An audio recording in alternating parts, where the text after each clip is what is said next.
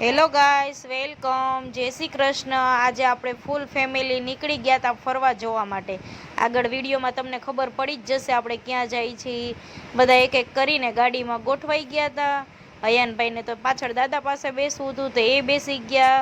હવે ગાડીના ડ્રાઈવરે અંદર સીટ ઉપર બેસી જાય અને થઈ ગઈ ગાડી ચાલુ. આપણે બધા નીકળી ગયા છીએ. ત્યાં શરૂઆતમાં જ આપણે ગાડીમાં ઊભી રાખીને પહેલાં એને ખવડાવી દીધું થોડુંક, એટલે પેટ્રોલ કે ડીઝલ જે હતું એ પુરાવી દીધું ગેસ. અને પછી હવે આપણે જતા હતા કબરાવ મોગલધામ મંદિર દર્શન કરવા માટે.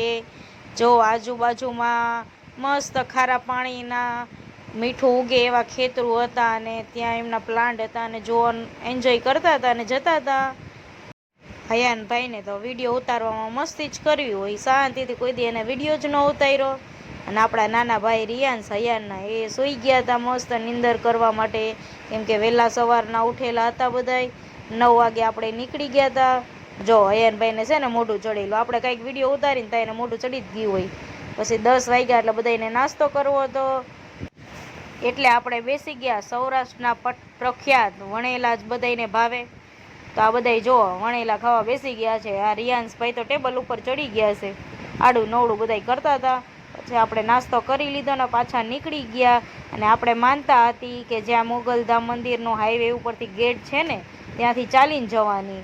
એટલે તડકો ફૂલ થઈ ગયો તો 12 વાગી ગયા હતા. એટલે છોકરાઓને બધાને ગાડીમાં બેસાડ્યા અને આ 3-4 જણાને જેને હાલવાનું હતું એ હાલવા લઈ ગયા છે.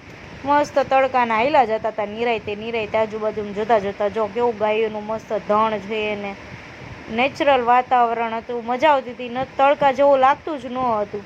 પછી ત્યાં પહોંચીને ફાઇનલ માના દર્શન કરી લીધા. બધાએ ફેમિલી ફોટોશૂટ કરી લીધું. દર્શન કરીને પછી પાછા આપણે નીકળી ગયા અને હાઈવે ઉપર એક કાગેશ્વર ધામ કરીને મંદિર છે ત્યાં પાછા બધા આ લોકોને ભૂખ લાગી ગઈ હતી. 1-1.5 વાગી ગયો હતો. એટલે નાસ્તો આપણે ઘરેથી જે લઈને આવ્યા હતા ફ્રૂટ ને એ બધું ખોલીને બેસી ગયા નાસ્તો કરવા માટે. ચાલો હવે આપણે નાસ્તો કરી લઈ અને પછી છોકરાઓને હિંચકામાં બેસાડી દઈ. હે, મજા આવે છે હિંચકામાં? કેવી મજા આવે છે? હે, શું કરસ? મજા આવે છે. હયાને એની રીતે મોજમાં મસ્તી કરતો હતો અને રિયાન્સ એના મોટા પપ્પા જોડે હિંચકા ખાતો હતો. જો અહીંયા જગ્યા બહુ વિશાળ છે, મસ્ત કાગેશ્વર ધામનું મંદિર છે શંકર ભગવાનનું. એક સાઈડ ગાર્ડન છે અને આવી રીતે નાસ્તો કરાય એવું ઠંડા વાતાવરણ બેસવા જેવું છે. હયાને તો બાય બાય, જય શ્રી કૃષ્ણ કહી દીધું. ગાઈસ, તમે પણ હયાના વિડીયો જોવા માંગતા હોય તો લાઈક કરજો, શેર કરશો, સબસ્ક્રાઈબ કરવાનું ભૂલતા નહીં.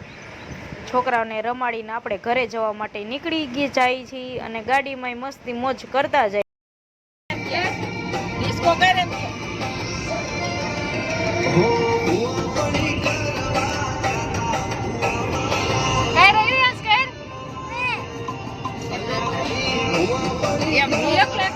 ચલો બધાને બાય બાય.